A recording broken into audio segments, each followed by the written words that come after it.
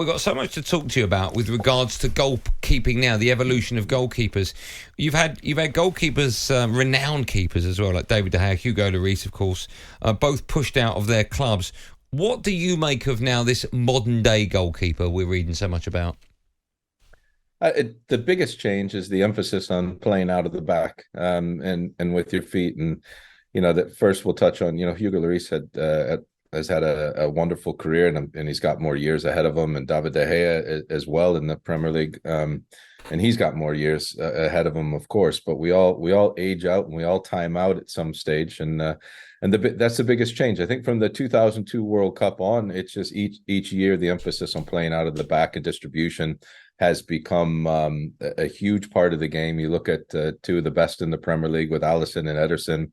Went back in the 90s and early 2000s. When would you have thought there's going to be two Brazilian goalkeepers leading the way in the Premier League? And I think it is that added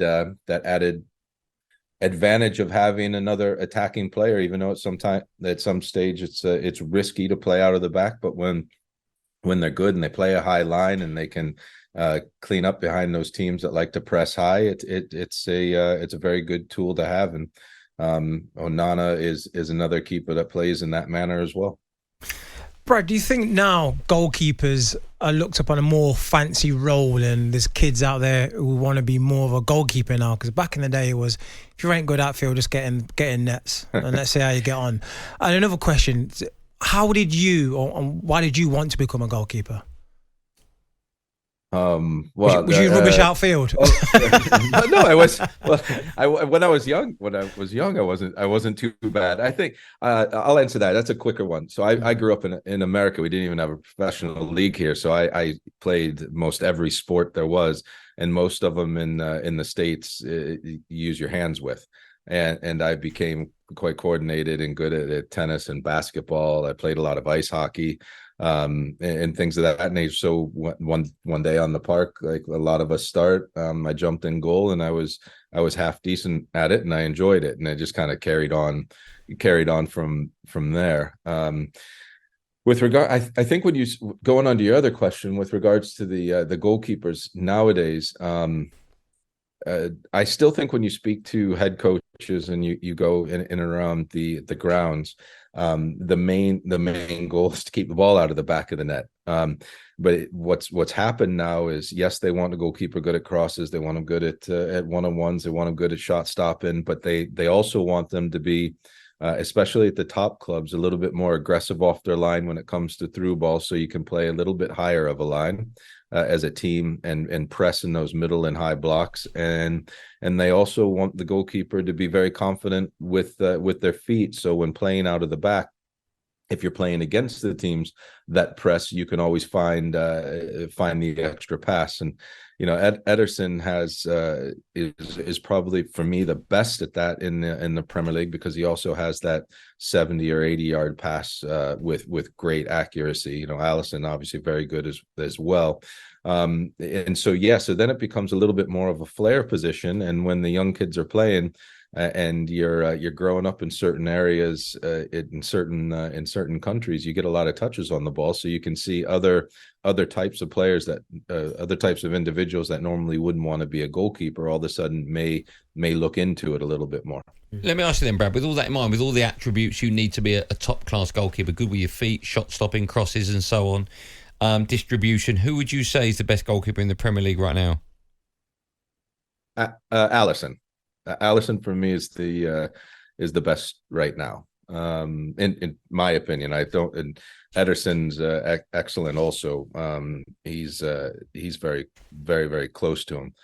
But I like Ederson. I mean, I like Alisson, and what I like most about Alisson is when he does make his mistakes, as all goalkeepers do.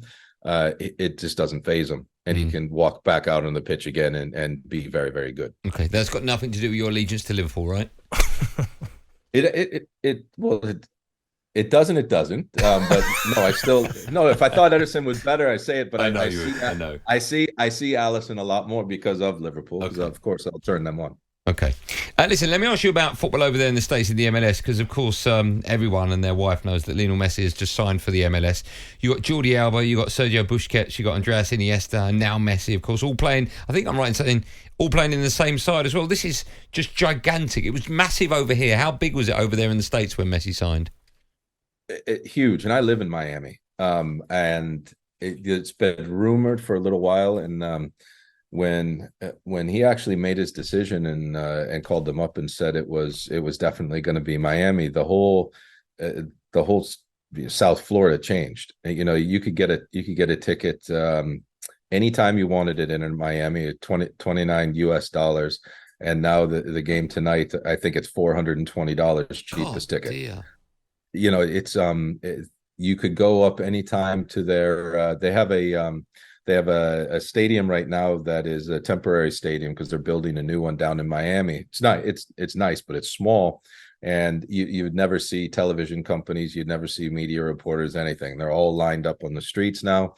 They have a beautiful training ground, but to get to the stadium, you have to walk from the training ground probably about 100 meters to go over. And now, because Messi's there, they all have to get in a bus and bust the 100 meters because there's no other security. It's very open there. I don't know if either of you have been there. So it's just changed overnight. And every time Inter Miami plays on the road, the stadium's sold out now. The sponsors, the Apple TV deal is going to improve. The sponsorship levels are going to improve. And it's done. Take it back to when David Beckham, MLS really needed something. And when David Beckham came over, he did incredible things for this league. And now as an owner, he's doing even more incredible things for the league. And you're taking a player that is arguably the best ever to play the game. And you could argue Maradona with Ronaldo, whatever, but he's in the top, 3 or 4 in everybody's conversation of all time. And he's going to be playing just after he won a World Cup in MLS. And I'm not a big fan of MLS being what people would call a retirement league, but then there are certain players that just can play forever. So Ibrahimovic was a great signing over here with his personality. Beckham was a great signing over here, and this is like when Pele was playing over here. It's really difficult to describe in words how important this is for the game in the United States.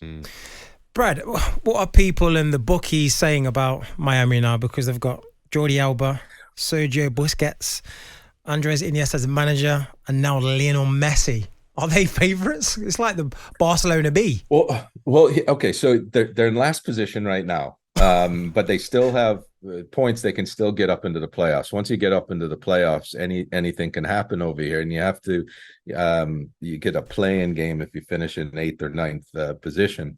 When Wayne Rooney was still a player, I think this was in 2018, he came over. DC was in last position. He signed for DC, and they hardly lost a game and made the playoffs. So is it possible? Absolutely, it's possible. Players like Lionel Messi are going to come in and make everyone better and want to do better around them. And this league, the teams in this league are very close to one another in quality, and it's those 1, 2, or 3 pieces of the puzzle that separate the teams. And they've just signed not too bad a player. so we'll yes, they have a chance to make the playoffs, and they'll have a chance. If they do make the playoffs, they'll have a chance to lift MLS Cup.